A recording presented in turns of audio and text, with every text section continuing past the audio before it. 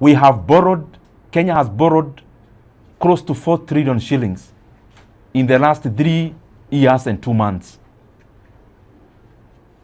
And according to the rules of Kenya, the money we borrow should go directly into capital expenditure, which is development.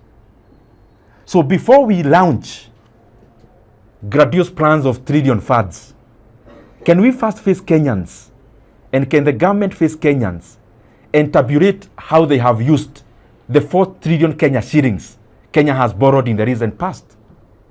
And I've put it into context. I'm repeating it because it doesn't seem real, but it is a reality. That the 4 trillion Kenya shillings Kenya has borrowed is enough to have made education free, both basic and tertiary. And the change that remains, even if we divide out of the 290 constituencies, we should be having 12 billion worth of completed projects across the country. 12 billion worth in every constituency means 100 kilometers of road in every constituency in Kenya at 70 million per kilometer. That is highway standards. We should be having a 1 billion worth of a water project, a 1 billion worth of an irrigation project. We should be having over 200 schemes completed, electricity rectification schemes, and still we'll be remaining with change. If we can't explain to Kenyans the money that has already passed through the government hands where it has gone, what is the business then of coming to again sell grandiose plans of trillions of shillings when we can't account for what we have already received, and especially through borrowing alone. And lastly, out of the close to 4 trillion Kenya shillings we have borrowed, everything that Kenyans are seeing is not part of that money. Every ongoing road project in Kenya, especially completion of the road projects that are ongoing, that's a separate loan called securitization, which is illegal.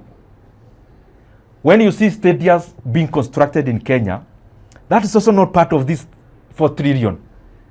That's another borrowing called Talanta Board.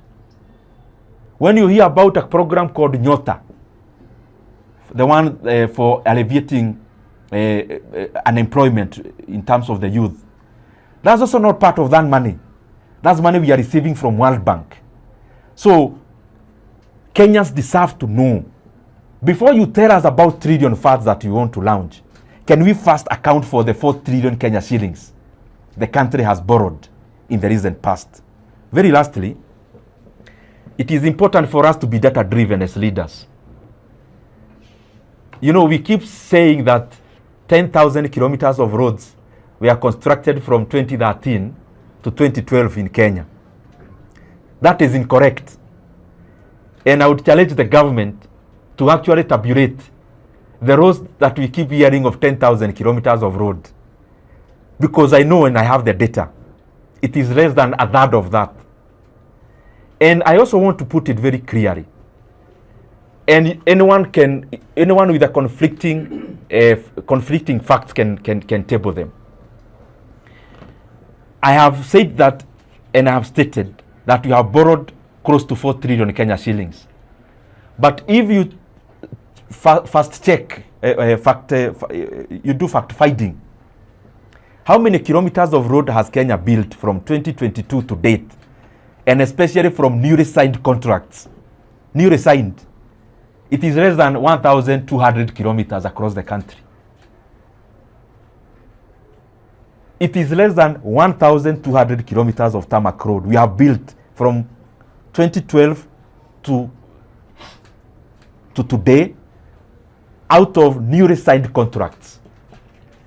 So, my challenge is accountability. Before we talk about trillion shillings plans and funds, it is important we put into context to Kenyans that you have already borrowed 4 trillion shillings, and Kenyans deserve that money to be accounted for. And that is my challenge.